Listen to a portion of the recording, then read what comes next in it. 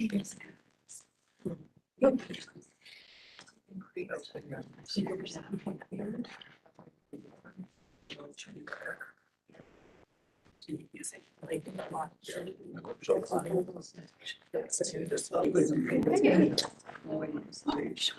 have 6:06 p.m. So meeting to order. 6:06. Again,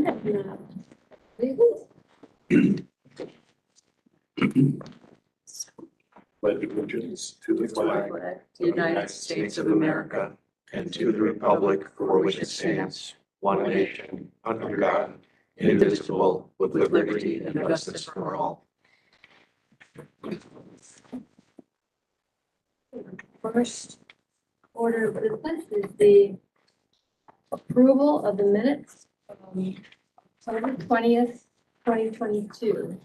And I think this is a holdover from your last meeting because of one change, which is listed in red on the draft. Do I have a motion to approve the minutes? I'll make that motion. Second. You weren't here last. Oh, sure, we have to abstain. Sorry. Can you guys speak up? Was made by Barb, who second? Joanne. But she can't. Oops. I'll second them. Okay. So I was right the first time. Motion by Barb, Okay, second by thanks. Kathy, can we make one correction? Yeah. On line 182. From Power Kathy Barber to sign careers contract. I think it was meant to be to sign the cafe vendors contract. The after the board. Oh, yes. Yeah. Yes, that must just be a typographical error. So we'll do cafe vendors. Cafe vendor. Cafe vendor, probably. Okay. With that correction, with all in favor of approval of the minutes from October 20th, 22, please signify by raising your hand or saying aye. Anyone opposed? And abstentions? All right, with those abstention noted, the motion passes at 6:09 p.m. Okay, and I believe there also the November minutes. Yeah, where? November, oh. I'm like in like a whole completely different month. All right, do we have a public input? Any public input? Yes, I actually do have some public input tonight. The first piece of input comes from Marianne Perez. She had just wanted to bring to our attention about the Amazon Smile way that you can designate when you shop at Amazon, 0.5% on eligible purchases can go to the charity of your choice. And the library is listed as a designee, so you can designate the library. And she has left us some printouts as well, which I'll leave over here on the table. And I also sent an email to everybody about it today as a reminder. So. And I'll just jump in there and say that I just spoke with Mary Ann. She's the woman who came in during the finance committee meeting. And she is a local lawyer new to the area. Children are 5, 3, and 1, and an enthusiastic library user, and wanted to help. So I thanked her very much for her help. And I suggested that she get in touch with any of you about running for the board. So, or with me. And then the second piece of public comment comes from Andrew Genovese, who says, "Hi, folks. According to the library's website, The mission of the Gilliland Public Library is to provide equal access to physical and digital materials, programs, and services to our community for lifelong learning, cultural enrichment, and enjoyment. What specifically will the library be doing in the next year to provide, one, more equal access to materials, programs, and services for more members of the community, and two, more learning, enrichment, and enjoyment for more members of the community? Thanks for your work to support the library, Andy Genovese. And the last piece for now is from Mary Jo Batters. Batter's up. Okay, I just want to make sure it's handwritten, so I want to make sure I said that. This was a note sent to Tim that she approved for public comment, and this was dated October 29th. It says, "Dear Tim, who says Gilliland needs a, quote, town center? We already have one. Right here at our wonderful library, this Saturday morning was a perfect example. Early voting was going on, and the police were having a drug take-back day in the parking lot. In the corner of that parking lot, people were donating books in one of several bins. In the library itself, people were reading newspapers, perusing the shelves, bringing kids to the children's area, a whole world unto itself. Looking at events posted on the bulletin board, dropping off a donation for the food pantry or pets. You and your staff are doing a great job, and I know many people appreciate it."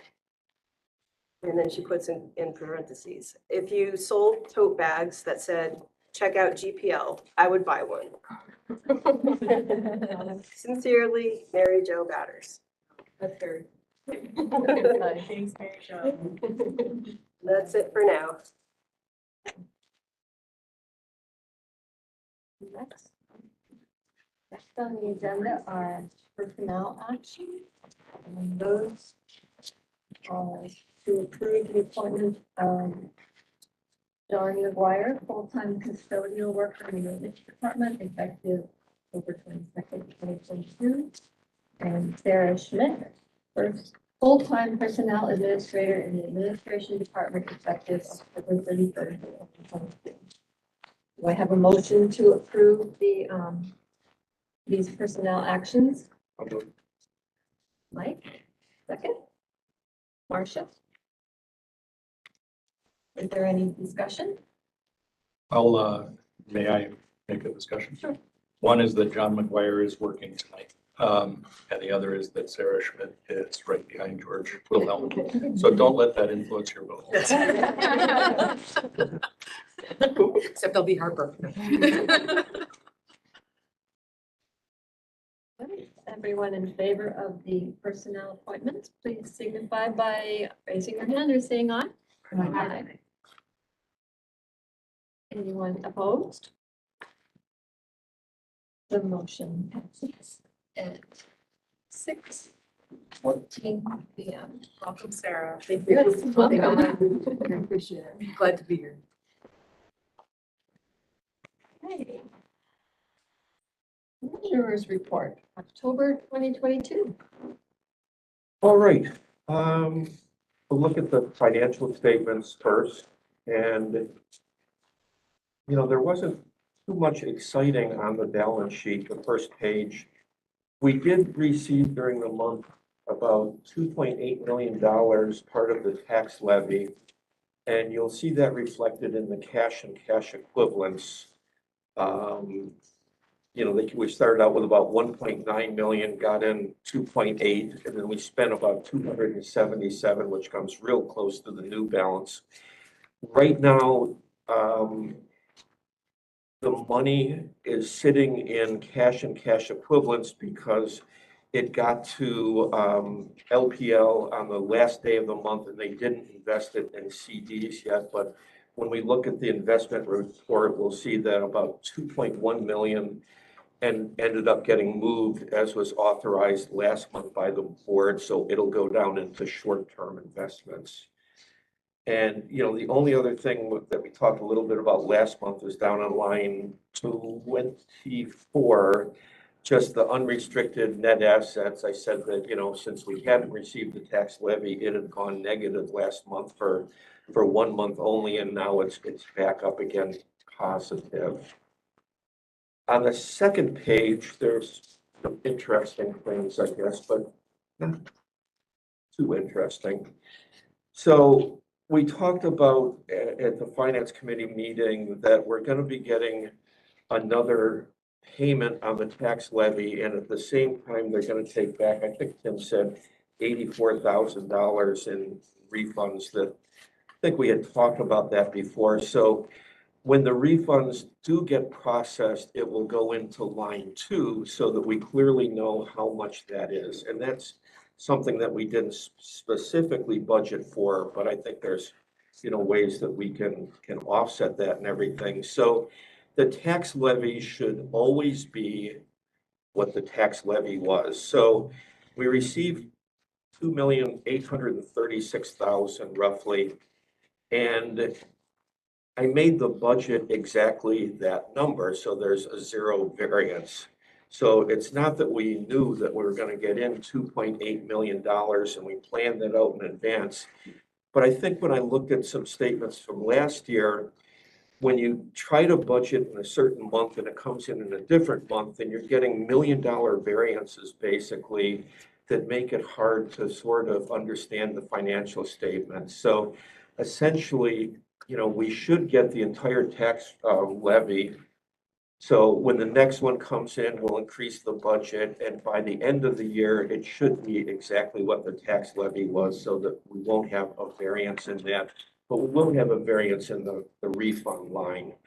And I guess when we do that, we can look and say, on a year-to-date basis, we're about $104,000 favorable, 85 of which is because of expenses being favorable, and 18,000, which is revenue. So to me, it helps to understand it a little bit, but I didn't want you to think that we were that good that we could exactly predict the budget. And I think the only thing on the financial statements that there's just a couple of things. All other revenue was, bumped up a little bit more than usual this month. There was about $1,100 in passport fees. And for whatever reason, there seemed to be about $1,200 in fines, which I think is, more than the prior 3 months combined. So there is that. We talked last time that, utilities seem to be running a little unfavorable. That's probably, unless something miraculously happens, we'll probably end up unfavorable. Technology, we had talked about a bunch of computers were purchased, so it's sitting in the year-to-date variance, and equipment leases had a few $1,000s sitting in there that I think was unexpected. So I think overall we're running very close to the budget. I think we're running favorable. I asked him and he confirmed that the retro increases that would have been approved because of the ratification of the union contract last month were not paid in October. So, that variance isn't showing up in October's financial statements, but will show up in November's. I think that's all my little notes on my copy that I had to say. Are there any questions about the financial statements? Or as I like to ask, are there any questions that I can answer? That always seems like limits of that. The check register, so I said it last month, Tim does the check register. I come in and painstakingly look at every disbursement, and everything seemed really good. It was really well organized this month. And I'll talk about maybe just one disbursement. There was a very large one for the New York State local retirement systems, and it was $199,000, I think probably on the second page. So when we looked, when Tim presented information and we altered the budget a little bit, I think we were worried about the payment that we're going to make for this. And the reason we were worried was because last year it was, I believe, $281,000 basically. So we had a budget of $210,000, So we're actually a little bit under budget, which will show up next month.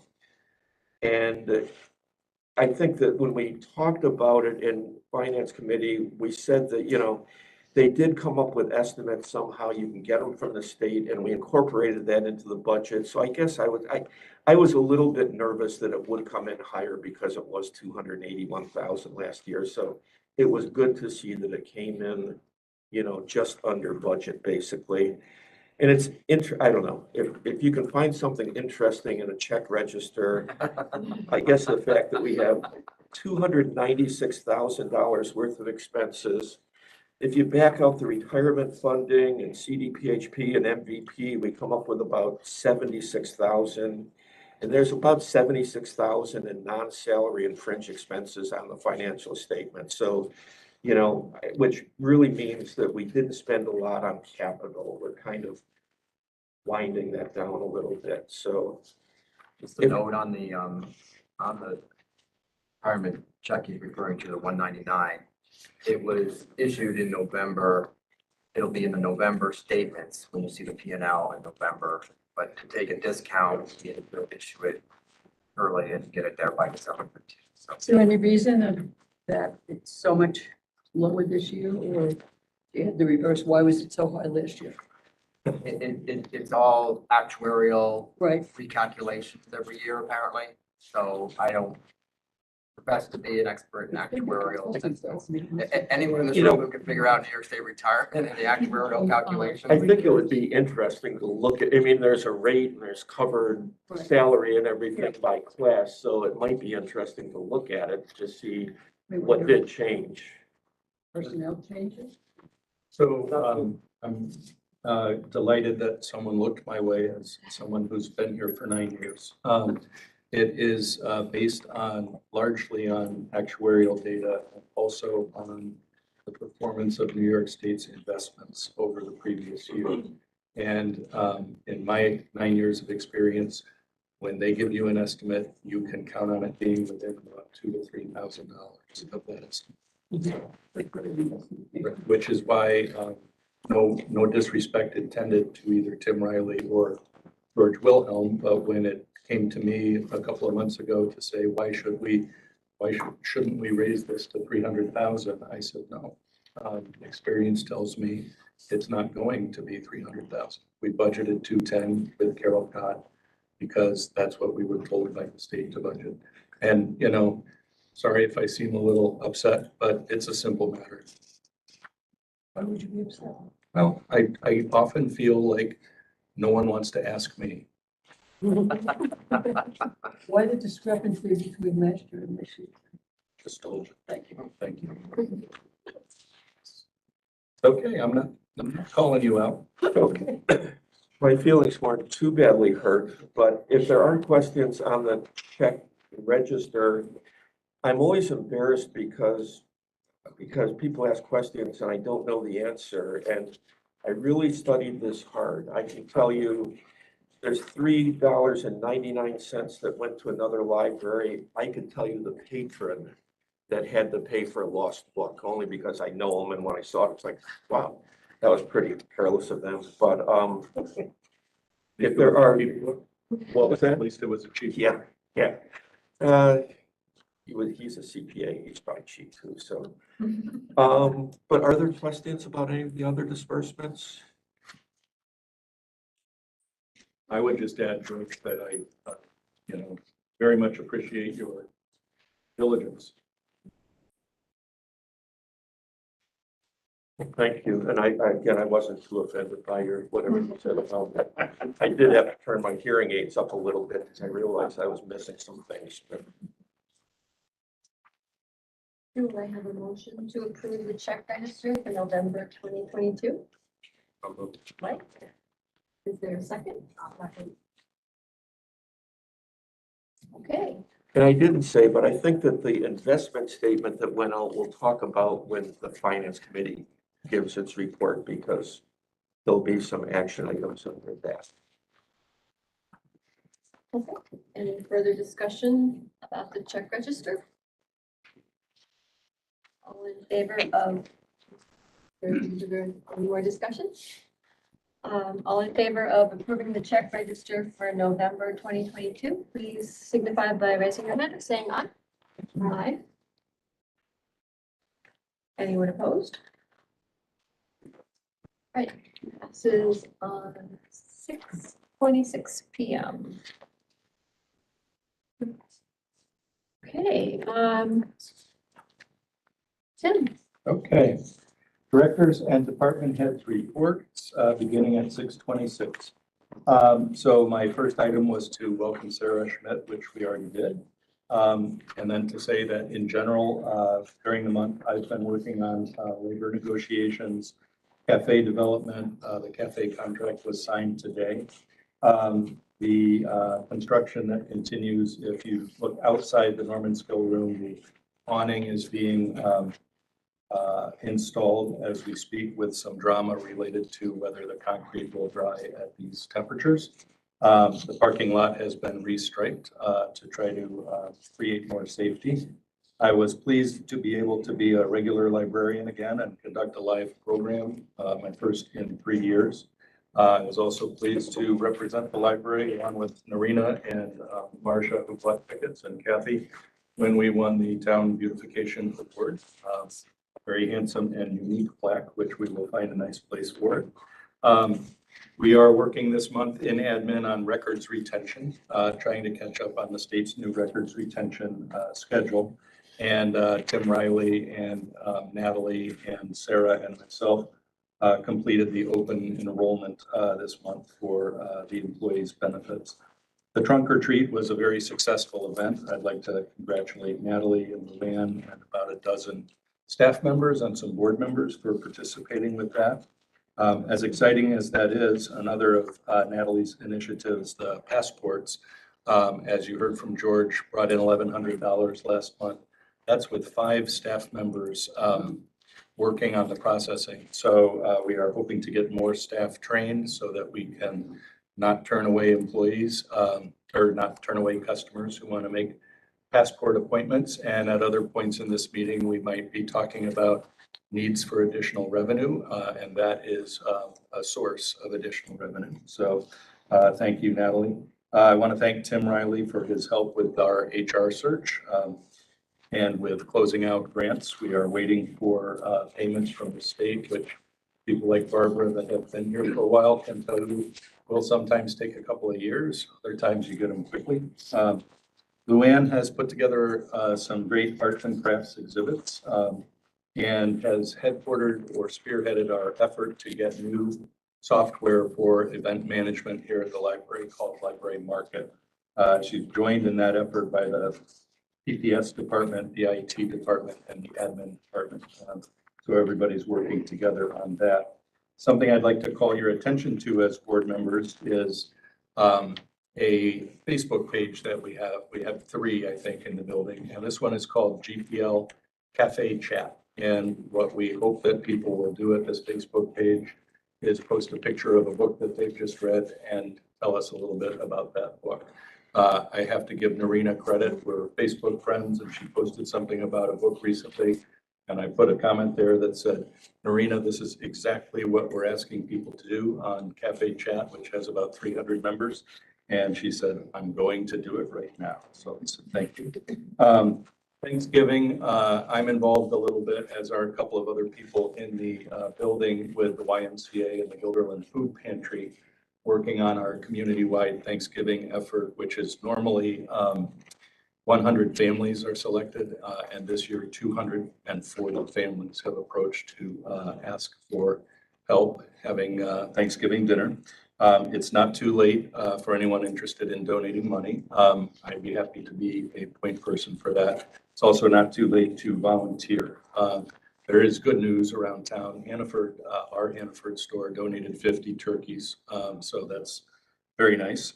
You know, nothing against Hannaford, but they sold a lot more than that. So, you know, but it's all give and take.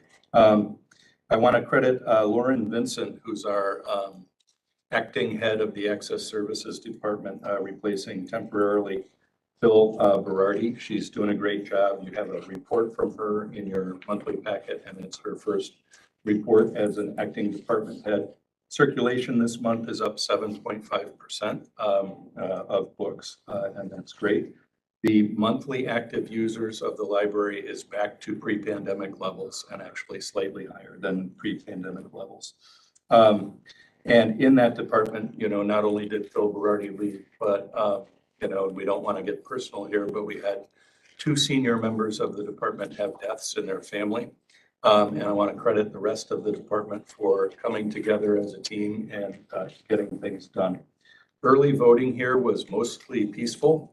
It was a source of $1,500 of revenue. When I say mostly peaceful, there was one verbal altercation between 6 and 7 in the morning with an angry voter.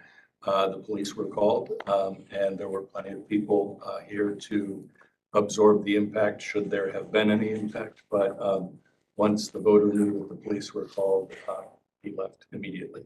So that was something to tell you about, except another positive of the early voting. A lot of people coming into the library that hadn't seen it since the renovation, and a lot of issuing of new library cards. So a benefit that we didn't necessarily anticipate. The Adult Services Department, some of this has been mentioned elsewhere, did the pet food and food pantry drives, the flu shot clinic, and the drug take back. And then Maria Buell headed up the U.S. Constitution series of programs and poetry writing, both of which were grant funded.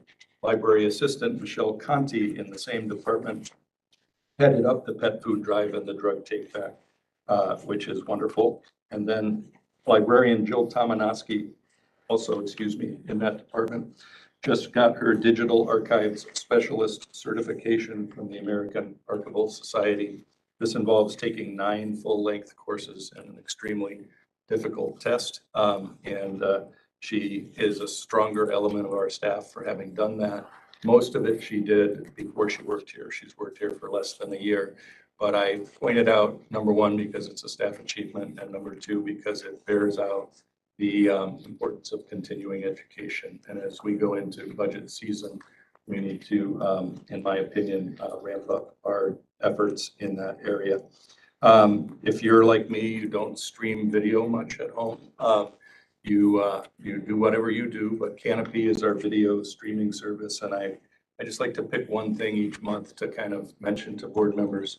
252 videos were watched in the town of Guilderland in the month of October because of our Canopy membership. We did in October 29 adult programs and 18 youth programs, all at the library, some with a virtual component. So we are back at full programming strength. Our annual, although we skipped 3 years, not so spooky Halloween story time was a wonderful hit. Preceded the trunk or treat, and then the kids paraded outside and enjoyed the trunk or treat. The Collection Services Department, which is a little bit behind the scenes, they've spent the month catching up because, as you may remember from the last meeting, Baker and Taylor, the large vendor, was hacked and was unavailable internationally for 3 weeks. So now all of our orders are coming in a giant flood, so they've handled that well. At the same time, they've instituted a new piece of software called Sustainable Shelves, which is also from Baker and Taylor. And when we withdraw books, we scan them and find out if we can get any credit from them. So we do. It's credit that's roughly equivalent to the Amazon Smile type payments. It's $30 a month kind of thing, but it's revenue is revenue. In terms of safety, we had Catholic Charities return to the library to do another round of Narcan training, and we had 7 staff members who voluntarily took the Narcan training and will be ready should there be an opioid overdose in the library. We're all Guilderland suburban folks here, and there's some myths involved, like, the opioid problem is everywhere, but the opioid problem in libraries tends to happen more in urban libraries. If you work at the Albany or Schenectady Public Library, you pretty much have to know how to administer Narcan, but here we just want to be ready. I want to congratulate Sean and his department in IT for a very strong cybersecurity emphasis during the month of October. And then I just wanted to mention our new custodian, John McGuire. So that's pretty much what's happening here. I have a little bit of a weird thing in terms of my former assistant director, Margaret Garrett, felt strongly that the monthly report should be for the calendar month of October. And here we are meeting on November 20th or 17th, I think, right? So if there's no objection, I might start doing more of what's happened since the last day you were here to the next day that you were here. So Leadership. there you go. Leadership training is, we've got quite a bit of leadership training going on with Alicia's help. She's sending things to Sarah and myself and Natalie, webinars. And you'll see a bunch on my monthly report next month, but a lot of people are. Thank you for your help with that. Yep. So it's good to have an HR person on the board. So, so that's it. I'm happy to take questions. Sounds like a great month. It was a good month. Thank you. Yep. So. Okay. Thanks, Tim. You've got it, Kathy. Committee reports. And I know that there is a lot to talk about, it sounds like, with building and grounds. It is. Before I forget though, how much is it to sponsor a family for that for Thanksgiving? It's $100 to sponsor a family of 4. And you would make your check out either to the Guilderland YMCA or the Guilderland Food Pantry. And then I'm happy to deliver those checks. So if you're taking them out tonight. Just figured to mention it, so. Thank you. So building and grounds, yeah, so the cafe contract is signed officially. So pretty much we're just tying off some loose ends. Just to recap, I guess what we went over last month was we did have a discussion with the department heads where we sort of came to the conclusion that sharing the Helderberg kitchen was not a great idea due to many, many reasons. So I won't rehash all of those, but it just wasn't feasible. We were hoping it would be, and it would have made things a lot easier in terms of any equipment needs and build out and stuff like that. So basically, Megan Brennan came up with 2 different solutions. One was a little more hardcore. It involved like basically building like a mini kitchen in with HVAC needs and all that exhaust and stuff like that, which was the first option that's attached. And I think that total came out to be $133,000. So it was a little steep. So I asked her to maybe give us something in between. So that's where she had come up with the second option. And then she amended that one with the third page where the total being 43,000. And when we had our committee discussion, that 5,600 actually got pulled out because that's actually technically would go under a line item that was already approved when they did the larger overall construction contract, right? Definitely correct me if I say something off here because I'm at my like level of understanding. So the actual total would be that 37,000 number. That would be the new number minus equipment. So coming from Megan's background with, I believe she did help build one cafe. She did get these numbers together. And when we were trying to think of what somebody can use in lieu of having to build out this big HVAC system and something they can use in the cafe regardless of the vendor, they had come back to us with this ventless oven option, which was $20,000. Which the committee discussed these various costs, and we did say that we unanimously were putting forth to the board the $37.5 thousand number, which technically it's only an additional 7.5 thousand because we had already approved $30,000 previously. So that would just be the additional 7.5 thousand there, and then 20,000 for a ventless oven. I did say as an action item for myself, I would go to the vendor and just run through what we had come up with a solution to make sure that that was a good viable option, because none of us in the committee has ever owned or operated a cafe. And actually, she came back with some pretty good feedback in terms of the $20,000 was like above and beyond what would actually be needed. And she gave us, this was fairly recent, so unfortunately could not call a cafe meeting prior to this. But she said the oven would be used so infrequently that the money would be better served on refrigeration, an ice maker, and a counter hot box. The total being $6,500. So I don't know how that works because we technically are proposing to the board the 20,000 with the caveat that we thought maybe things would come under that amount. So I don't know how that works in terms of pivoting to different equipment. And then this equipment would be library assets so that they would be available to any vendor that would be here. So that would be a cost savings of what we were originally proposing of $12.5 thousand. So be the 6,500 plus the 7.5 thousand is what we're asking, hopefully to be approved.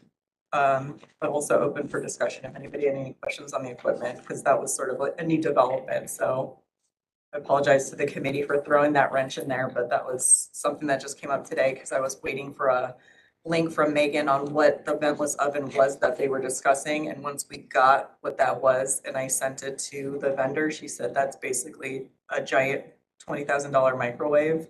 So these other items would probably get more use.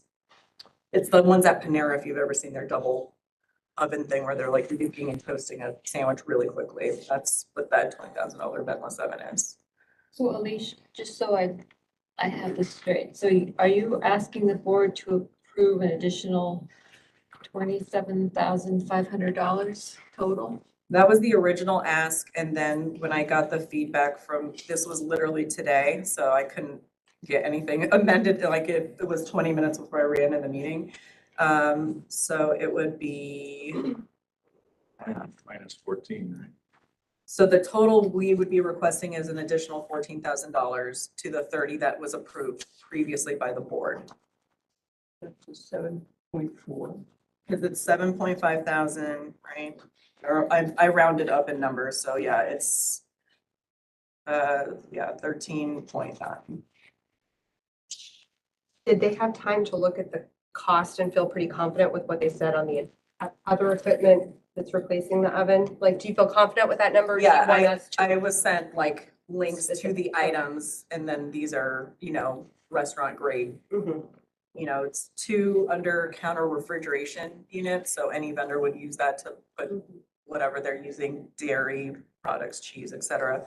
An ice maker for drinks, and then a counter hot box, so anything that's made that's hot for like grab and go would just sit on the counter. Mhm. And then if we are providing that those would be library assets. So that's not something that we're providing to the vendor for them to keep. It's something we would keep as an asset. Connell's aware of all this, and She was the one that provided me the alternatives so because they're comfortable. yeah, because she was saying that the return on the $20,000 oven would be so low and it would be used so infrequently that if she can make do with the rest of the equipment that she's bringing and providing herself. They have an egg cooker that they're getting like different toasting units and But they're stuff like supplying that.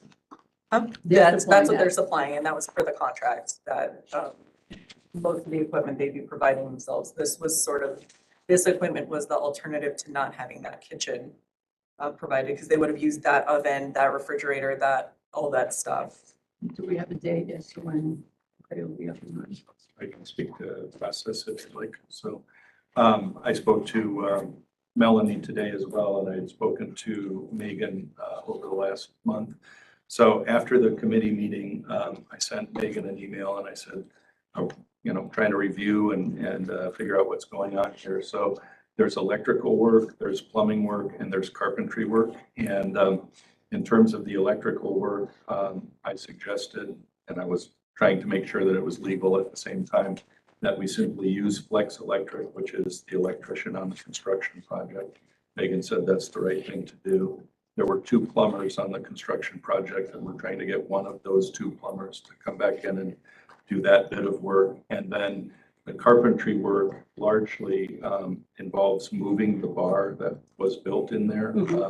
And Megan would like to have the same company move that bar because they built it, they know how it works. And I'm not sure on this last sentence, but it makes sense to me that if a carpentry company is coming in to move the bar, that we would use the same carpentry company to build the cupboards and the shelves and so forth. So So, the cupboards will be custom made. yeah.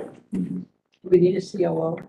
That came up today and we're not sure. We have a COO. She thinks she needs a Yeah. COO. She's checking on that. So, okay. So what do we need over the 30?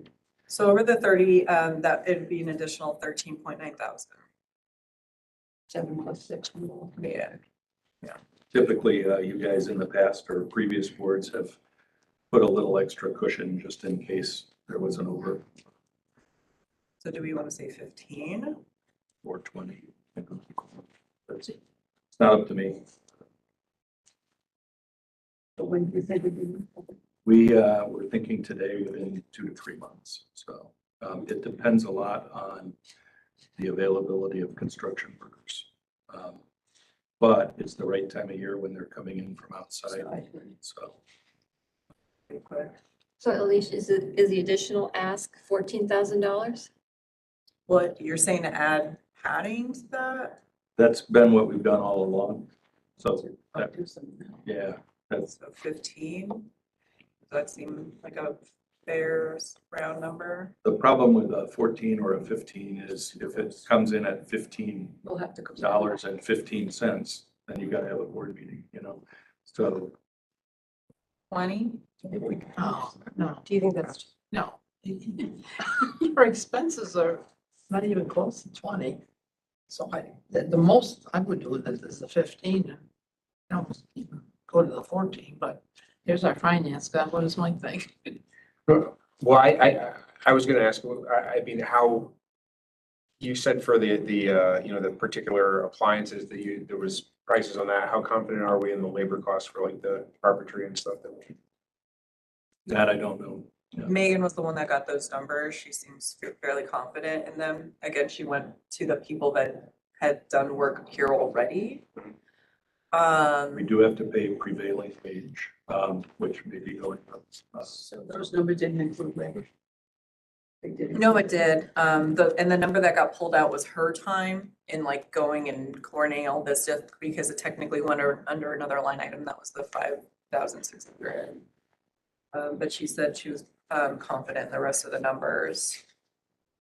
If anything, they were probably padded a little bit just for wiggle room. So there was like that allowance. So, That makes sense. so yeah, so we had previously approved at the other board meeting 30,000. So that's why I'm not getting the approval for the full 37 because 30 was already approved. So it's 7.4 over plus the equipment, which originally we were coming to the board asking for 20,000 and now it's looking closer to like 6.5, 7.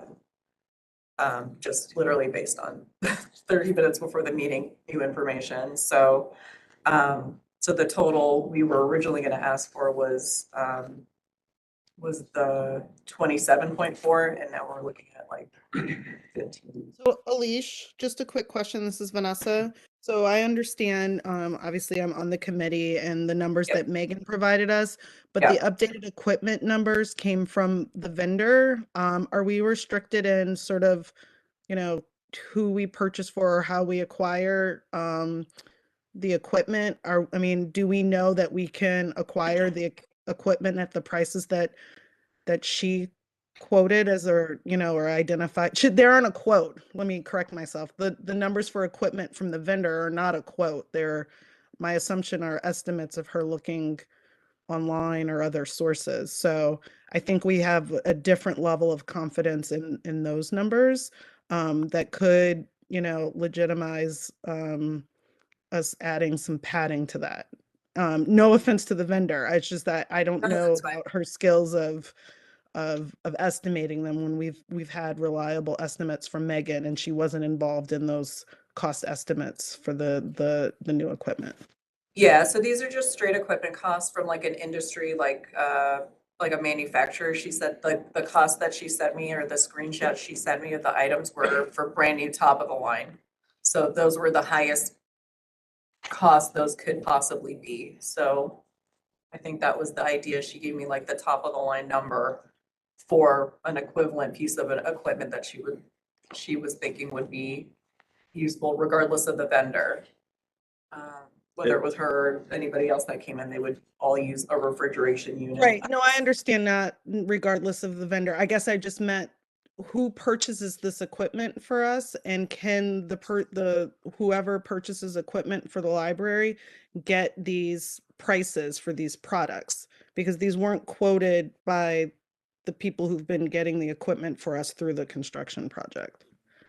So my understanding at the moment, Vanessa, is that Megan's firm would purchase the products.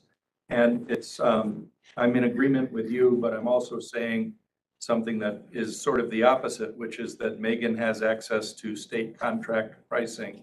So she may be able to get this equipment more cheaply than the vendor could get the equipment. So I submit myself that there's a lot of unknowns at this point.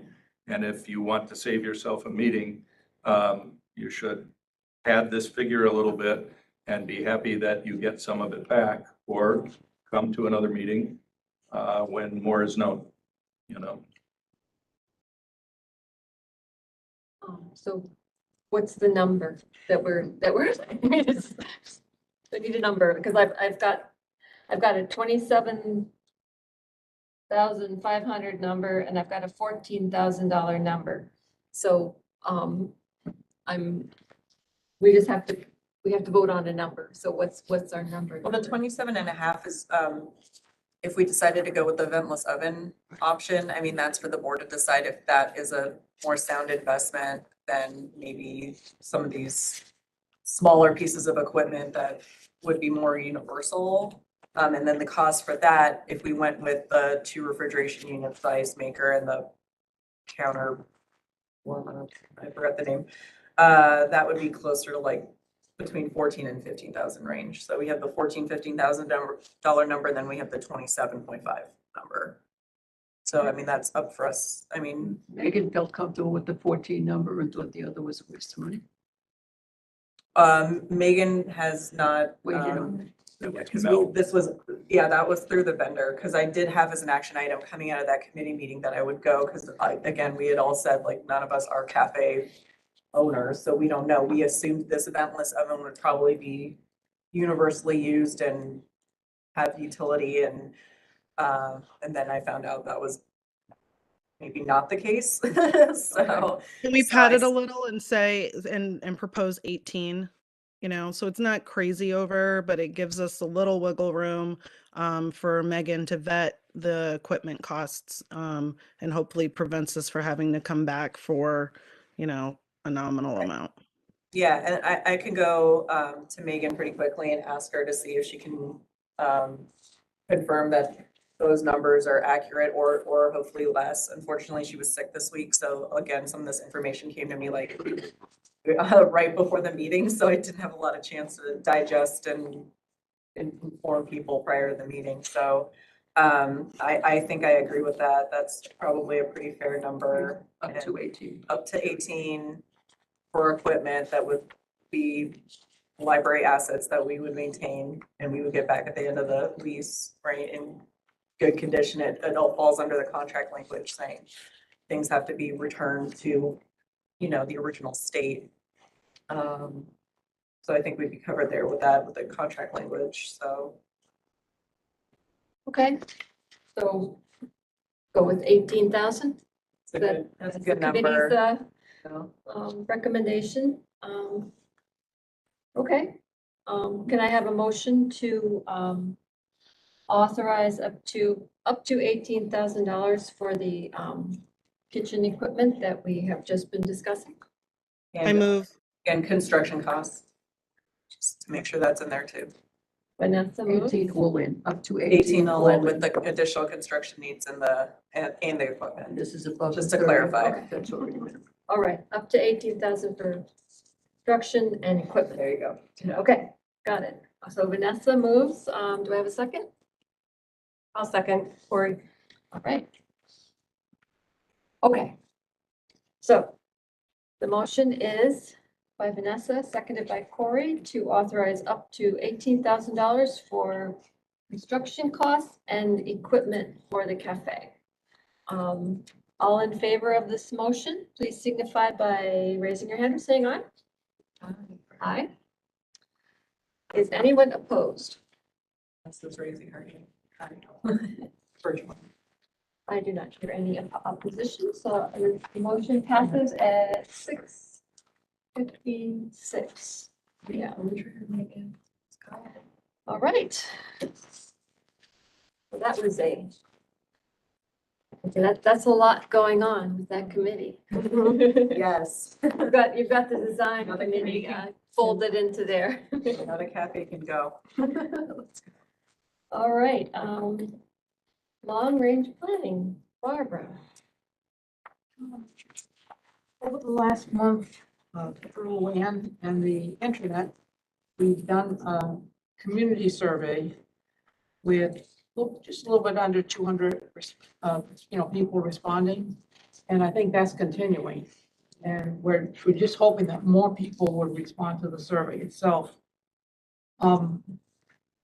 As we're doing a long-range plan, last month you got sort of the staff responses. And this month we're beginning the community responses. And just a couple of the highlights as I peruse the results. One of the things that people, quite a number were asking if we could bring back the used book sale. That apparently was a very, very popular thing. And hopefully, now that we've reopened and things are getting started again, we can maybe get that started. The other thing that was mentioned a number of times is that the children's library space is absolutely gorgeous, but there are no toys, Legos, play tables, at least what they call no tactile toys. And so, I'm hoping we can respond to that because as you go to other libraries, the children's area all have play tables, little trucks and toys and things that the kids just absolutely love playing with. I did want to mention on that, just Barbara, that we did have a Lego free play day just yesterday. So I did forward the survey results to the staff, and I believe they're incorporating the comments into the programming. The other thing that, because I'm not a crafter and have absolutely no talent in that direction, people are asking for more craft projects. Apparently, there are some very popular ones that the staff has done, and they're asking for more. A number of people mentioned they're anxious to return to pre-pandemic programming, and I think we're on our way to doing that. The other thing that a number of people pointed out is that they said the library sort of looks too institutional, that it doesn't have the warm, fuzzy feeling or welcoming feeling. I don't know how you correct that. I'm not the least bit artistic or whatever, but a number of people did mention that. We'll be meeting after the Thanksgiving holiday, basically sort of planning next steps, some of which I imagine will be some kind of a focus group or community involvement. Again, the more feedback we get as to what people want for their library. That one letter was beautiful today. I think Mrs. Batters, we are a community center. We really are the center for Guilderland. And the more we can fulfill the needs of the people, our taxpayers, our supporters, the happier they're going to be and the happier we and the staff are going to be. So I just want to urge as many people as possible, to go to our website or is it on our Facebook page and, help us gather these results. And as we develop, as I said, a focus group or whatever, if people would participate, just give us a half an hour of your time or whatever. If it's easier, maybe to even do it like on a Zoom meeting or something like that. I mean, I'm open to any and all possibilities.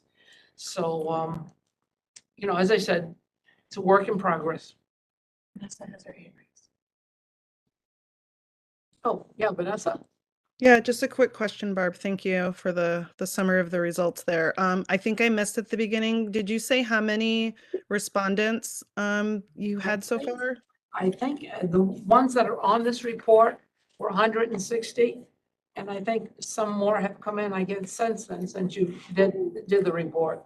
But we need a lot more. So it was 160 and these were all community members or community and staff? No, these were community members or Okay. members that had library cards. There were a few people that, purchased cards. They don't live in the district, that also participated in the survey. And one individual who buys a library card because they just love the library, couldn't have anything but phenomenal things to say about the library, and that this is the only library that the individual uses because they love everything. And then how were the 160 library patrons who responded? They did this via the website? Yes, through Facebook. It's through the e-news. Okay. There's a link on the e-news every week. So I think we started it in July. During the summer, we started putting the survey out in conjunction with the National Night Out at the beginning of August. Yeah, I guess it was beginning of August we started it. Is it, I don't know if you guys considered this and it wasn't feasible, but is it possible to have, computers or something set up in the library? My experience with surveys online, it's sort of a self-selecting pool of people who, make the effort to then complete those versus patrons who come into the library and maybe don't use the website or don't, making it a little easier for folks to respond. Yep, sure. And yeah, I'll also put some paper copies out as well. I just need something to put them in, so but that'll be coming very soon. So yeah, that's a You great could idea. also make anyone who wants to use the workstations in the library complete the survey before they get internet access. That's a great idea. Captive audience. I like that idea, and I will just say that while it would be possible to figure out if each of our 11 board members has taken the survey, we're not going to go to that length. We're just going to suggest that if you haven't taken it, please do, and that includes you, George. So number 12, the 12th man.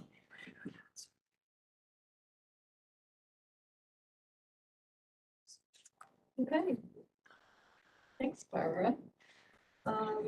Finance. All right.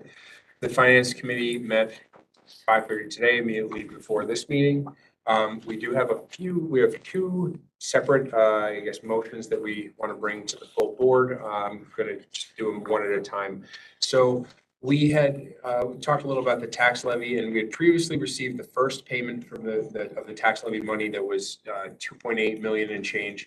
And last month, the board voted to authorize 2.1 million of that to be invested with Capcom and CDs to, with staggered maturities to pay our monthly expenses. We are expecting in the next month, relatively soon, to get the second payment of the tax levy money. And this is somewhere in the ballpark of $1 to $1.2 million in this one.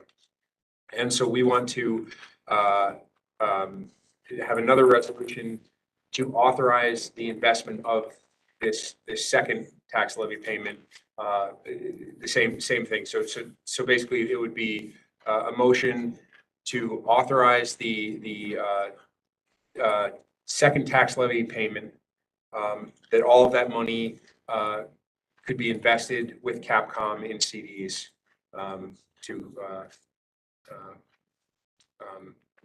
similar to what we did last month. So that's the first topic on the table. Will the CDs be laddered, Mike? Yeah, so it'd be, right now, the money that we previously allocated, that's being invested so that it's basically every month, 300,000 of it is maturing, and that carries us through, I believe, September.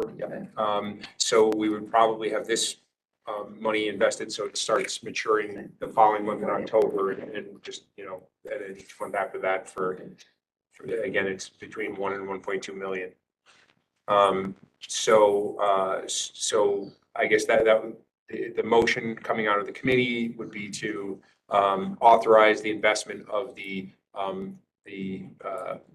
whenever it is received, the second tax levy payment between 1 and 1.2 million, authorize the entirety of that payment to be used for, or to be invested through Capcom in CDs.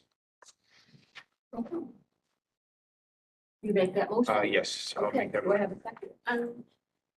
Okay, Joanne. All right. Joanne, so all in favor of the motion to invest the second payment of between 1 and 1.2 million in CDs at Capcom, please signify by raising your hand or saying aye. Aye. Aye. Is there anyone opposed? 7:06 PM. You had a second? Yes, so the second one is basically in reviewing our, the library's investments. George had pointed out that right now we have, there are 3 accounts through NBT, which is where our main, the library's operating funds are kept. We have 3 money market accounts there that it's just excess funds that have been invested in these money market accounts. And those funds right now are earning very, very little interest. They're in these money market accounts. One of the accounts has $600,000 and it's not earning any interest. The other accounts, they each have 400,000 and change, are earning only 0.25% interest. And right now the CDs are in the range, we're getting something in the range of 3.2 to 3.9%. So it's a very substantial difference. So there is between 1.4 and 1.5 million dollars in these 3 accounts. This is above and beyond just our operating account that has just our normal operating funds. This is money that is not, there's nothing it's earmarked for, nothing that we're anticipating using it for in the near future. So this is just, just investment money. So the second motion would be to take the money in those 3 accounts, which again is between 1.4 and 1.5 million, close those accounts and invest this money also through Capcom. And because this is additional money that is not needed for our monthly operations and there's no anticipated, immediate expenses this for, the idea was to probably split that into 3 portions with 6, 12, and 18 month maturities, CDs, and then we'll be, earning significantly more interest on that money until such time as it's needed for actual, projects or expenses or whatever. So anything that I missed on that? So, and I think we talked, maybe you said it and I missed it, talked about investing about at 6, 12, and 18 Yeah. months. Yep. You say, and Tim would want us to say that the 3 accounts that are on your investment, that are on these, that the board should probably authorize them to be closed. I mean, you're authorizing them to be invested. We might as well just close them. I don't think we'll need them again. Yeah, so I guess, so the full thing would be there's 3 accounts, they're listed on the investment report in there. It's the ones that are listed as NBT Bank MM, NBT Bank MM ICS, and NBT Bank Cap Reserve ICS. Those 3 accounts, we would close those accounts and all the money in those accounts would be invested in CDs with Capcom with 6, 12, and 18 month maturities. Would that mean we have no money in a money market account? Not, right. So, yes. Okay, and we're not concerned about liquidity at all? The idea was. Keeping a portion out? Yes, so right now we have, in our operating account, we've got 864,000, so that's, and we have these CDs coming from the previous year. We have CDs, there's several in November, some of this is already, a couple of these dates are already passed. So we have that money coming in, and then we have, more coming in, next year. So we have enough money to carry us through until these CDs start maturing. We've got, some excess in there. So the idea is that we should have plenty of money between what's in the operating account and what's maturing in the very near future to carry us quite a ways. And then if we put these into 6, 12, and 18 months, then a third of it, almost $500,000, would only be tied up for 6 months. And by that time, if there's any large expenses on the horizon, 6 months from now, we can reconsider. These maturing CDs? Yeah. $1 million?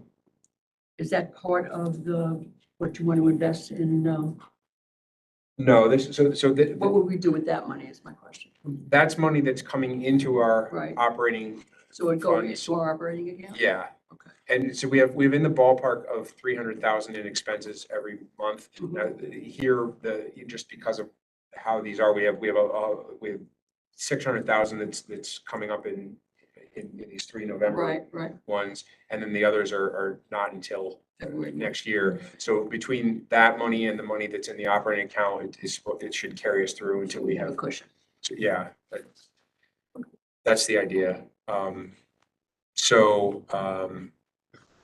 Anyway, so that's the idea is just basically that money that's sitting in these 3 accounts right now is just is earning us almost nothing.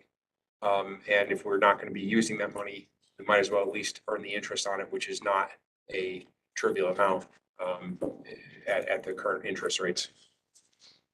So I can make the motion, I guess, to close those accounts, move that money into CDs and Capcom at 6, 12, and 18 month I'll maturities. second. All right.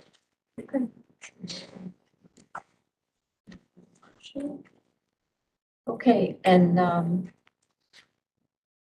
any further discussion? These are the 3 accounts listed on as 600,000.35 $437,596.80 and 419,136.68. Those 3 accounts? Yep. Okay, Would it have been a specific number though? Could we just say close out those accounts? Because Yeah, you're adding interest. just in case there's, I think we can do it with the account numbers, the account ending 5073, the account ending 9748, and the account ending 9756. Okay. We're going to close out those accounts and all of the funds in those accounts At the to be time of moved closing. into investments. okay. With Capcom, yeah. All right. Okay, and so the authorization is to close the accounts and to invest them in higher interest bearing. I just have one quick question. Do we have a special relationship with this bank? So Capcom. that, yeah, Oh, no. NBT? Yeah, That, I don't know what's the history of that. Anybody? Define special, nothing special. define special. What? I don't know. I mean, sometimes you have an arrangement with the bank. It doesn't sound like we're getting any benefit from the money being there. But they sell CDs as well, right? They do. So, the Like question is, Capcom will distribute it across different banks for FDIC protection, Right, so okay. it's a little. that's really my question. Is there any reason why we shouldn't close these is really my question. The answer seems to be We're no. not gonna burn a bridge as we, Right, like a yeah, burn a okay. relationship, yeah. So my understanding, and I think somebody can correct me if this is right, but at one point in time, there was a requirement through the bank that there was a minimum amount that needed to be held, but that's no longer true. So I think was that why the 600,000 was Yeah, there at yeah. one point in time? But that's no longer true. So there's no reason we have to keep this money in NBT. So once we close these, we'll have no money invested in this bank.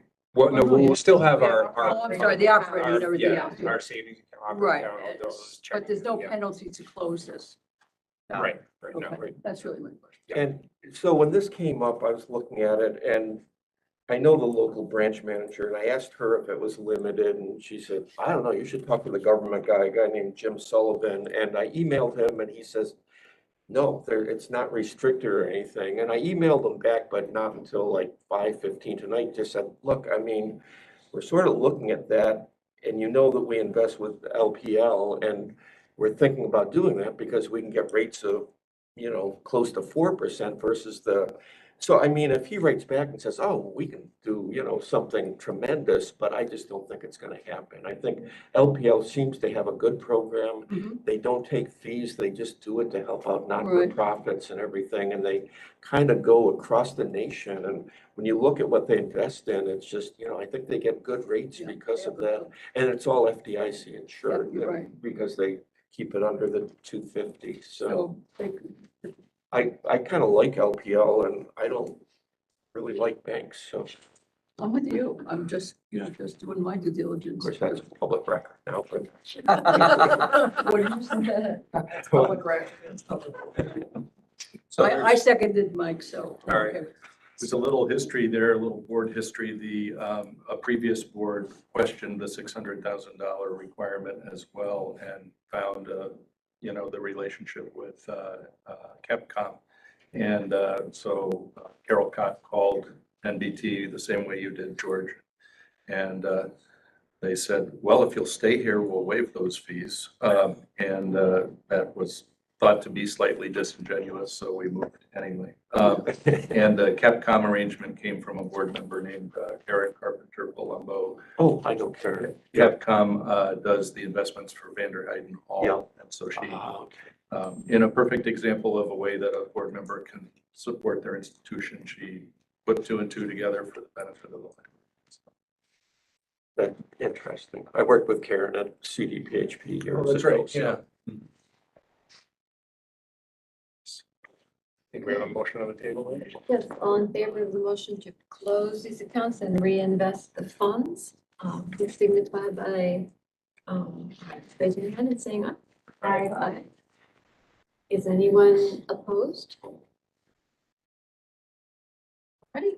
And I did just want to say that you're gonna get through this report every month. It was specified in the investment policy, and I was talking to Tim Burke, Tim 3, and he said, even before I saw the investment policy, that it's just best practice to have the board look at the statements and everything. So it'll be kind of like the check run. That you'll get more excitement from finance. All right, well, I have the motion passing at 7:17 PM. Yes, On that point, I just have hesitation emailing them. I just want everyone's feedback. Are they comfortable with our financial investment statements being emailed? Or should it just be on a, as you want to see them basis? I'm happy to do either. I just felt like we really want to email that stuff You out. could make paper and Talking about cyber. by your in the mailbox. Well, I don't even want, I'm not trying to say I'm hiding them. I just don't want them out there. And the paper copies are almost worse. Now they're, but even, Is it because of the account number or something else? general, not trying to be private, it's public information, but it's at the same time public to the taxpayers, not to the world, and not to the cyber world.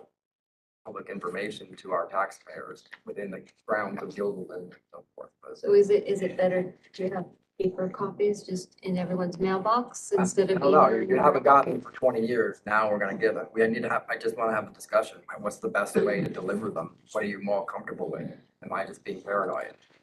Do you have a Well, perspective, it's for Sean? transparency purposes, I think. Yeah, I mean, I think this is all public information, how we're investing the library's funds is, I think, so I would, if there's concern that, having account numbers or even partial account numbers is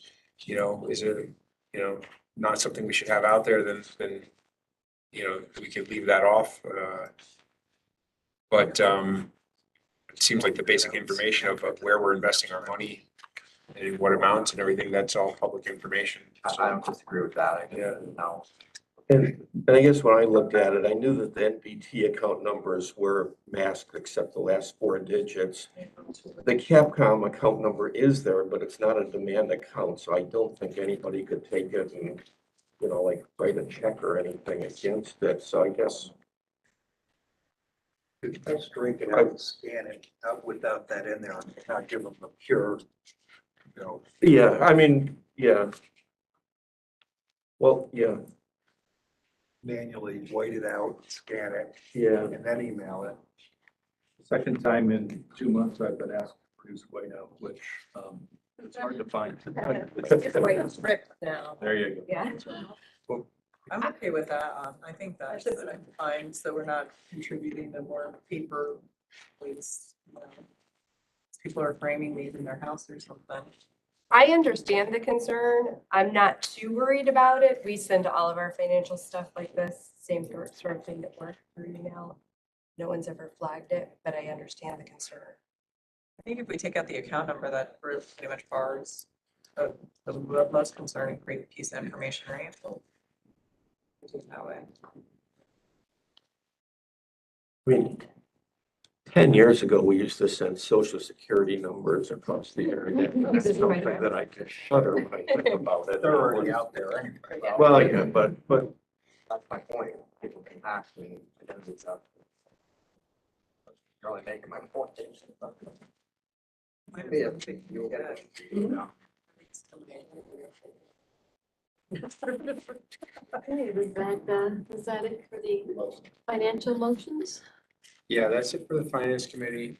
I guess the audit committee is not met yet. We did receive a draft audit report. I know I have to follow up with Tim. I know Tim had some questions. You were going to follow up with the auditors on that. I haven't followed up with Tim on that. So hopefully in the near future, we'll making some progress on that, but It's still a work in progress. yeah, so. Hopefully, back on the board. Right. Can you give Tim the answer he needed though? Does the board have a preference for how he's? Oh, as far as Statements, emailing statements? Email was okay. just so you have an answer one way or the other. Yeah, I'm hearing that email is not so bad. All right. Personnel, I think would be deferred to executive session, because, it is a discussion of negotiations or ongoing negotiations. Is that, correct, Narina? Yeah, I can give you a brief update during executive session.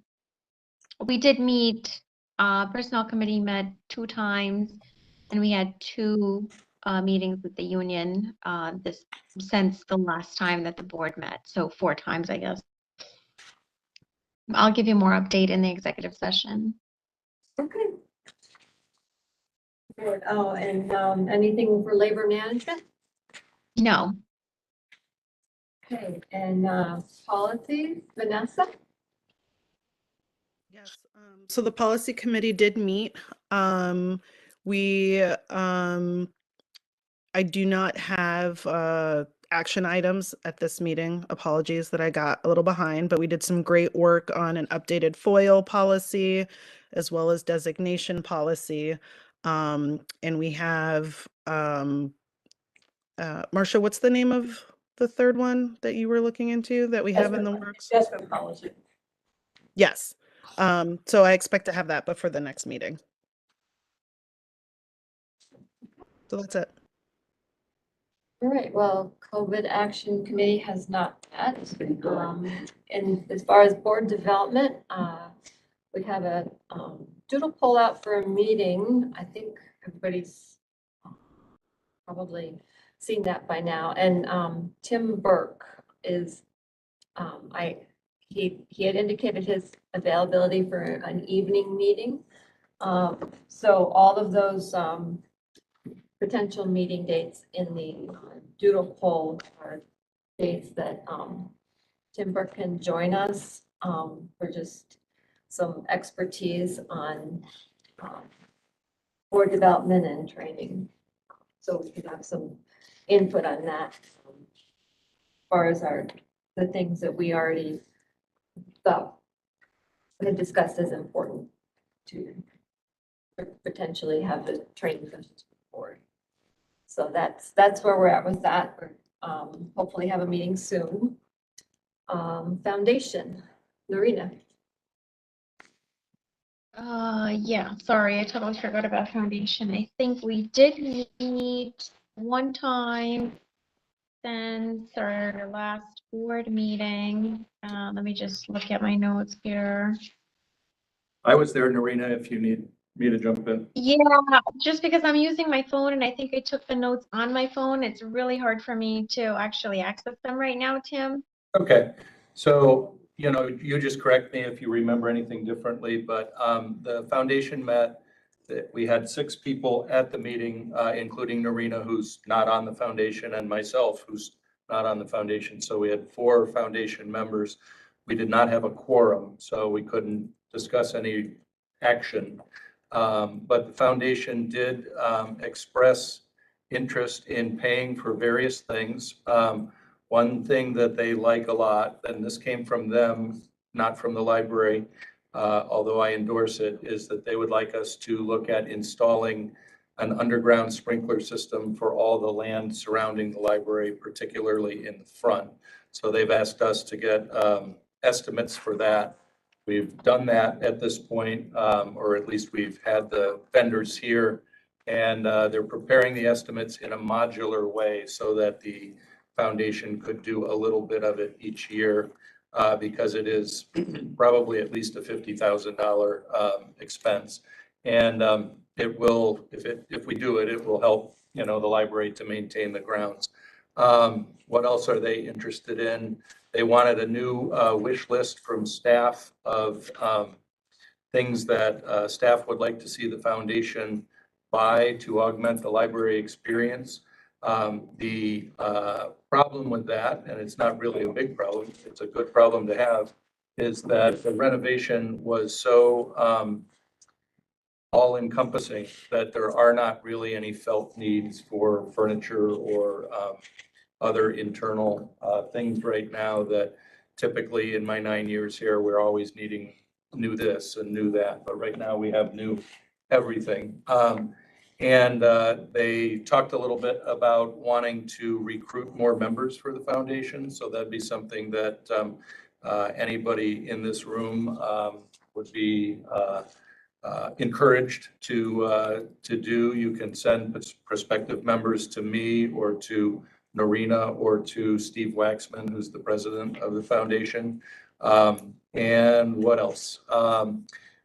I should acknowledge here, I'm off the cuff here, but we got news today that long-term foundation member Jane Bonavita has passed away after a 6-week illness. And so we're very sad about that, and we'll be watching the newspaper for the obituary. And other than that, that's what I remember, Narina. Yeah, I found my notes. So there was $16,000 from the golf tournament, but their expenses were 11,000. So the difference is plus another 300 that they had just gotten that day was the result of the golf tournament. There were 61 golfers in total. It was a big success, but they're looking to maybe do it in a different place for the next time, just so it's not so expensive, so that we can get more profit. They have really great ideas about how to improve the tournament. I think Tim had volunteered to help with the writing of the thank you notes for the sponsors of the tournament. Then they discussed the fact that they are covering the cost of the cleaning and maintenance for the aquarium. They may decide to increase their support but they didn't have a quorum that day, so they couldn't vote on the increase, although whoever was there was in favor of increasing that budget.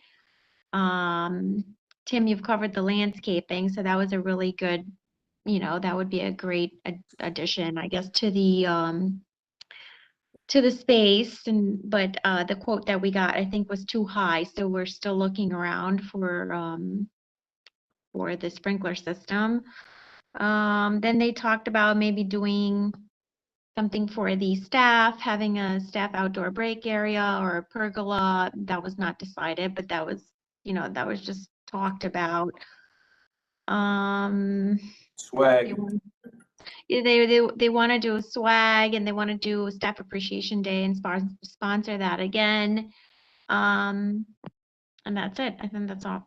Those are all my notes. I did submit some swag suggestion to Tim already. I'm not sure if we're going with that. There is this business that can put our logo and the foundation logo on t-shirts or mugs or hats, and a portion of the money that you would pay for such a t-shirt or item would go to feed the children in the community. So I sent that over to Tim. I'm not sure if we're doing that. And then I also shared the information about the foundation needing more members to one of my friends, and I think she will be coming to the next foundation meeting. So I think she will become a new member of the foundation because we need more people.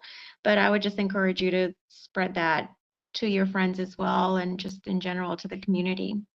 Because the foundation does really, really great work for the library. We have to keep it going, and if they don't have a quorum, they can't really vote on spending the money. So I would, encourage everyone to do that.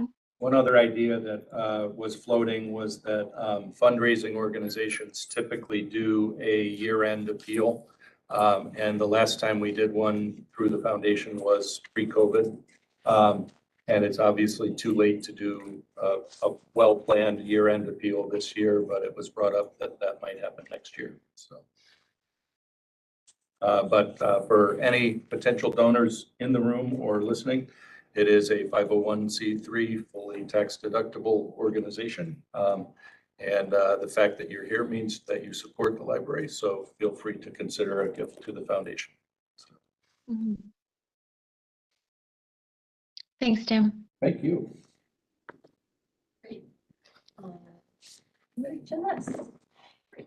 So the UHLS Board of Trustees met last Wednesday. I think that the most pertinent piece to come out of that is something that Tim shared with us through email. And that was the idea of signing the Unite Against Banned Books pledge, which I mentioned last time we met. The UHLS board did sign it at our meeting last week, and they are encouraging other libraries within the system to sign. And he had sent all the information about a week or so ago, I believe. So I don't know, we can push that. Were you going to discuss it during new business? Yeah, we were. Perfect. Yep. All right. Is there any old business to be discussed? Not by me. Hearing none. We'll go on to new business, which we know there is something to discuss. Sure. So I assume you all got the email, but it's a national movement. Corey, of course, can perhaps say more than I can. I think it's the ALA perhaps behind it. And they're urging all public libraries in the country to unite against book bans. So there's a short pledge, and there's no cost to putting your library's name onto this petition. Here's what I printed. It says it's an organization called Unite Against Book Bans. And the library would be what's called an organizational partner. We are organizations representing parents, educators, and librarians, students and readers, authors and publishers, community and advocacy organizations, businesses and workers, nonprofits and faith groups, elected officials and civic leaders, and concerned citizens who are united against book bans. While we come from different walks of life, we all believe in the following 5 principles. Reading is a foundational skill critical to future learning and to exercising our democratic freedoms. Books are tools for understanding complex issues. Limiting young people's access to books does not protect them from life's complex and challenging issues. Number 3, individuals should be trusted to make their own decisions about what to read. Number 4, parents should not be making decisions for other parents' children. Number 5, young people deserve to see themselves reflected in a library's books. A large majority of Americans agree with these principles and are opposed to book bans. However, efforts to ban books, especially in schools and libraries, are occurring in unprecedented numbers across the country. The ALA's Office for Intellectual Freedom tracked 729 attempts to ban or restrict books and services in 2021, resulting in the removal or restriction of more than 1,597 individual book titles. By comparison, the ALA tracked 377 challenges targeting 566 books in 2019. What is also shocking is the rise in state and local legislation, which will make censorship easier or even allow the criminal prosecution of librarians or teachers for simply doing their jobs, ensuring the public has access to a variety of ideas and perspectives. We fear that the centers of knowledge for families and communities are in jeopardy. That's why we, the undersigned organizations, call on anyone in a position of power to protect the rights of everyone to access a variety of books in libraries and elsewhere. So that's what's proposed. And Upper Hudson is recommending that. I'm recommending that. But I can't move it. I'll move it. Second. Marcia? Can you second it? Joey? Okay. Great. The motion is for Guilderland Public Library to be a signatory on the Unite Against Book Bans. An organizational partner. Okay. All in favor of the motion to have Guilderland be a signatory to the Unite Against Book Bans or an organizational partner? Please signify by raising your hand or saying aye. Aye. Is anyone opposed? All right, passes at 7:37 p.m. There will be a signatory or partner with the Unite Against Book Bans. I have one other new business item, if I may. Sure. So we have a lot of new board members here. But Barbara, for example, will remember, and Kathy may remember, that we used to have an annual holiday dinner for the board and the spouses at a local restaurant. And Marcia proposed to me that I bring that up. COVID is generally, dangerous to say, but it's not as much of a factor as it used to be. And we have a wonderful new restaurant up the street in Juniors. So it's, my thought would be that it has always tied in very nicely to the concept of the board development committee to have some social time together with each other and get to know each other better. So I would urge you to do it. And unlike many of the things I say in this room, I will commit to helping to plan it. If you'd like to do it. Just a question. I think the last time we had it was at Historials, which is another local restaurant. Mhm. And that was enjoyed by all as well. And you'd have to look at the menus, the charges and stuff like that. And we used to invite the foundation and Right. old board members Yeah. that wanted to come. Good thoughts. I like those thoughts myself. So is this something to put on the agenda of the Board Development Committee for our next meeting? Is that? Would work for me. One of the things the staff is doing for its own holiday party, everybody is busy prior to the holidays. So we're just, January. So we're just doing a little cookie luncheon before Christmas, Hanukkah, et cetera. And then in January, we'll have some sort of evening thing for staff. So, and that might be at this point a reasonable target for you guys too. So, but Kathy, if that's the direction you're going, I do want to make good on my promise to help. So Okay. do let me know. So, Sounds like. Yeah, I have two items. I have Spouses, two yeah. items. You have what? Two items? Two Oh, two items. Real Okay, quick, sure. Barbara, before Sure. you go, Go ahead. just a clarification, spouses are welcome, significant others are welcome. Children have never been part of it in my time, but, I suppose I'm not going to stand in anyone's way bringing an adult child, but, so. Okay, you had some items? Two items. At last month's report, the staff shared with us, some of their ideas that they have expressed. One of them I did bring up, and that was that the caretakers that come to story times and things like that during the day oftentimes are people that don't live in the district. And they were recommending that we would consider, getting library cards or offering library cards to those individuals. And we didn't really get any feedback, from the board.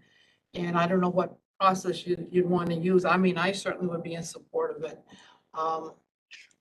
So what's the process that we would How many approve people it? are we talking about? I mean, we're talking about like babysitters, basically bringing The children caretakers to that story come to time? the story times and stuff, many of whom are grandparents or people that don't live in the district, but they bring the children here. Well, if the child has a library card, why does the adult need one? Well, I think a lot of these are really young, little ones. Yeah, you have to Maybe be Natalie or somebody 4, could so speak to that. to get a library card as a child, our rules are that it's kind of up to the parent. So if the parent believes that at age 3, the child is, able to understand and have a library card, we let them do it. I think my answer to your question would be that there may be adult grandparent reasons why the grandparent wants the card. And it doesn't, to me, add great administrative cost or risk. If they live in Colony or in Bethlehem, we can find them if they cause us any trouble. So it's a good question, but my answer would be that this would be a good opportunity to do good PR, basically. But my question too is if they're in an Upper Hudson library. Yeah, And they have a card, say in Colony Yeah. or Voorheesville, wouldn't that work at this library? that it would. So I need to do follow up with Barbara and find out who on the staff is really suggesting it, and then connect with them and ask them that question, because now they could live in Schenectady or in Dwaynesburg, and that, I know the answer to that is that they're outside of our system. I know there's out-of-system library cards. Can they not get one? They can buy one, and that's an option. We, last I knew, I think the price was $50 a year, and cut it in half for seniors or teachers or military veterans. But that was all pre-pandemic, so it's a good question. If you task me with doing a little work on it, I'm happy to figure it and come back to you at the next meeting. Okay, so. If it ends up being, depending on who's trying to get the card, if there is a financial burden, do we have any mechanism in place to offset those costs? Is that something we can keep in mind just to maintain our promise to be equitable and accessible? We can keep that in mind. I think, respectfully, our whole enterprise, Yeah. equality of accessibility. Want to call that out just in case Thank you. it's a cost. Yeah. I mean, to be fully transparent on this, we are chartered to serve the people who live in the Guilderland Central School District, and some of these people live outside it. I don't think there's any charter police. I think that, the idea is to take care of people. And I like it. Well, what we did with business people and the teachers, many of them don't live in the district, but they've had cards now for 3 or 4 years at Yeah. least. And I was just talking to the new chamber director yesterday, and she's visiting all the businesses. And I said, let me give you a great selling point. You tell your employees they're welcome to use our library. If it's a grandparent or even a caretaker, and they're with a small child, and the small child sees that person's taking in a library card, Mhm. I think that's a terrific living experience. It's the business we're in, so. Exactly. So I will follow up with you. Okay, and the last thing that I wanted to throw up to the board, because as I reported earlier, some of the community members were always basically saying that it's too institutionalized. One of the things that I noticed the last couple of years, We don't have holiday decorations that if you, like over the Christmas holidays, Hanukkah and all that, the other libraries that I visited they don't call it a Christmas tree, they may call it a winter tree, but then there are little socks or things decorating them. And then they have, something for the Jewish population, the dreidels and some history as to, what does a dreidel mean and that kind of thing. And I think I saw Kwanzaa also at another library, but it just shares that cultural enrichment and shares what we're all about. And as you go around town, everybody is celebrating the holidays. And it'd be nice here, we maybe have a few turkey things running around Thanksgiving time or springtime, things like that. And I think that would just soften the institution look as well as reach out to the whole community that, these are holidays that we all celebrate one way or another, no matter what our heritage or religion or whatever. And why not celebrate it? I know my one and only requirement when we did this addition was that there was another plug on the other side so that we could string some lights, holiday lights. And so I don't know what it would take. Is it a board resolution that, we'd allow the staff to participate in various holidays and, have a little fun with it? Or what is it that we would have to do as a board? I think it's more of an administrative decision. I don't know if that's a board decision on how we decorate the library. I don't know. It's been suggested to me that maybe hanging like decorative, like seasonal type flags along the up sort of in the ceiling area to kind of like break it up and do something like for spring, something for fall, something for winter, something like that.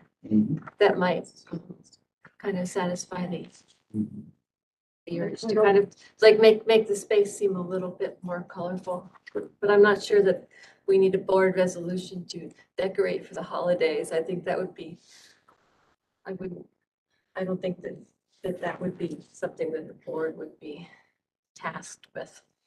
So I'm happy to have another discussion with the staff about it, but every time I have discussed this concept with the staff, the general answer is if we celebrate Christmas, we make large elements of the community uncomfortable. And that's the will of the majority of the staff the last time I checked. Years and years and years and celebrated everybody's tradition.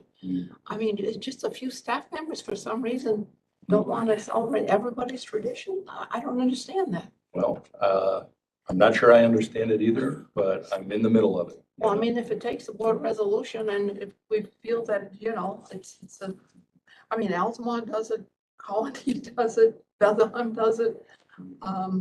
Maybe the Everywhere- SBF wants it. That would be a very difficult Cross-states, resolution everywhere to you go. formulate that I mean, we this is- celebrate Nothing's what happening exactly. here. Why are we different, Well, is there any problem with just sticking to like she was saying, the seasonal? Because I worry that if we don't have the representation here, we might miss something. You know what I mean? So if we don't cover all, then people are excluded. So it'd be really hard unless somebody takes the initiative and then you run the risk of somebody, if we don't have that representation and the staff, somebody coming up with their own interpretation of a holiday representation, and it might run a very fine line. That's all. I'm just gonna throw that one out there. People but we might can not stick to object to like seasonal. snowflakes and snowmen. That's what, like snow or twinkle lights and all that stuff. Yeah. Funny, I was just going to suggest the same thing. I mean, I understand the celebration, but I agree with Alicia. We may exclude people that are celebrating other holidays, or maybe they're not celebrating anything, but something seasonal could be nice. Snowflakes or white lights or, snowmen, snow angels, whatever. I think that would be So innocuous. thank you, Norina. We're at a unique moment in our history here. I have, instructed the holiday lights to go back out in the front right after Thanksgiving. So there will be holiday lights. They tend to be white and blue. as opposed to green and red, which are interpreted by many as a Christian symbol. Like blue is Israeli color. Okay, fair enough. Look, Just white. Just the point of interest. I'm just me, I'm just trying to help everybody, okay? It's obviously an important issue to you, but as important an issue as it is to you, there's somebody else in the building to whom it's just as important an issue. And, you know, it's not a democracy. You guys are in charge. I agree with Kathy that a board resolution sounds a little bit ridiculous, but I'm trying to walk a fine line because I'm asked by all sorts of different people, respectfully, not just you, to take a middle ground on this position. So that's what I do. So. I guess my response. Is there someone like in the library that is opposed to snowflakes? No, and I forgot No, to, I really do mean this We- question. I don't want it Sure. to sound silly.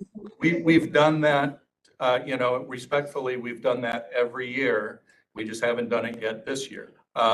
During the summer, our summer reading theme was about aquatic animals, and we had aquatic animals all over the place. We're in our first year in a new building. We had very established locations within the old building, like the giant bulletin board over in the youth department that one of our employees who's left, Olga, used to decorate. We are still learning our new building. You know, like, again, I hope respectfully, if you spend more time in the building, you'll see more decorations. They are there. They're there tonight. We could go find them. You know, they're just not all Christian or Jewish or Muslim. But there are 60 languages spoken in the homes of Guilderland residents. And in many of those places, they don't celebrate Christmas.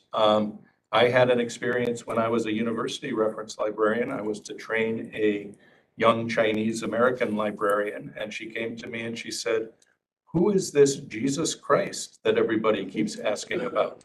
And I submit that this is what education is that if you go to the other side of the world and find out that they haven't heard of Jesus, you're more educated than you used to be. She hadn't heard of Babe Ruth either, you know, like, I'm just trying to do what's best for the community. That's all I'm trying to do. Can I offer an Yeah, idea? sure. You might want to considering this is an education institution, to go to the school district and ask kids to, you know, or in the art departments to submit decor that they would want to display in the library, whatever they celebrate. Mhm. If it's nothing at all, Santa Claus, or if it's, you know, snowflakes and, you know, a picture of their dog wearing a hat, it doesn't really matter, but then at least it's a contribution from the children of the community. And so that way all would be represented. So Well, and I nobody was would be gonna- excluded. And I was gonna bring up a similar idea that we keep talking about decor and the warmth and stuff tied to like holidays, but we could bring that in, just that warmth and color from just any, like featuring local artists. If we had like, because I know we use this room over here for like art displays, exhibits. but maybe there's some other way to incorporate that more throughout the building. And then we, you know, showcase our community and their art and along, because there's a lot of blank posts and walls and stuff, and just have something that's easy to hang stuff up, take it down, and then maybe focus on like seasonal decor in between, like, you know, fall decoration, winter decoration, spring, you know, you can bring in all that color without maybe getting, because this gets into like a very messy muddled area, and then like you're trying to navigate this like sensitive topic versus just saying, just do flowers and springy stuff, or plants, bring in some plants, you know what I mean, like. Yeah, I you know exactly featuring- what you mean, and if you'd like And to then go, just skip that if you'd whole like to go look at plants, I can take you to go look at plants. You of know, it, yeah. So I also just want to like offer that, you know, I totally appreciate the comment, Tim, that you added a little context for how long we've been in the new building. I don't know how many years the prior configuration of the library was in place, But over time, just like your home, you acquire stuff. So there, I mean, I think it's going to take some time for some of the warmth to come in every year, every season. We'll acquire more stuff and things stay and get added to. And so I'm not sure it's reasonable to instantly expect the same sort of lived in aging of the space before that we got comfortable just instantly. And so I also would, the reason I was asking about the surveys and how we were, sharing it more broadly is, again, for as many people as we get making the comment of it being, stark, you're usually going to get more criticisms than favorable comments. There's a whole slew of people who are really happy with how the library looks and how it's developing.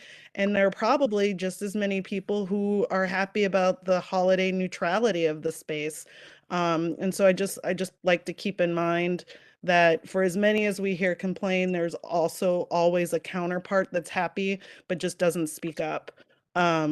And I'm in agreement with the others who have voiced that I don't think that this is a board decision or topic. I think this is programmatic and administrative. So I leave it to Tim to navigate as he is. And I have seen things in the library and I do see things developing over time.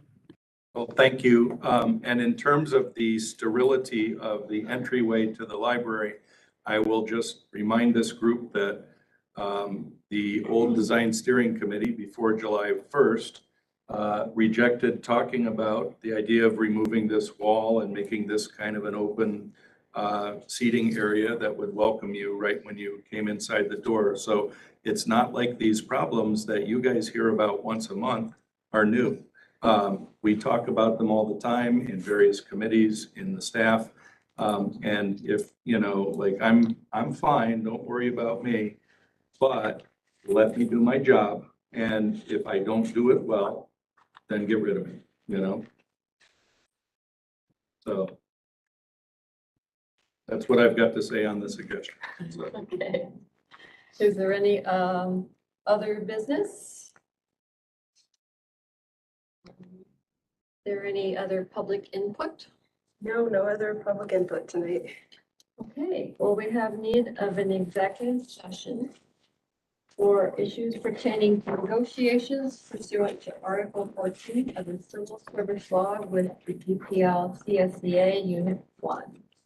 Do I have a motion to go into executive session for that purpose? Yes, I move to go into executive session for that purpose. And do I have a second? Yeah, second. Okay, we are entering executive session at 7:58 PM, so we will have to wait until we get the different meeting. So we leave this one and log into the other link, correct? Yes, that's correct. It'll take a minute to shut it down and I'll start the other one up. Okay, see you on the other side. Oh, that's not a good way to put it. I mean. Don't know yet.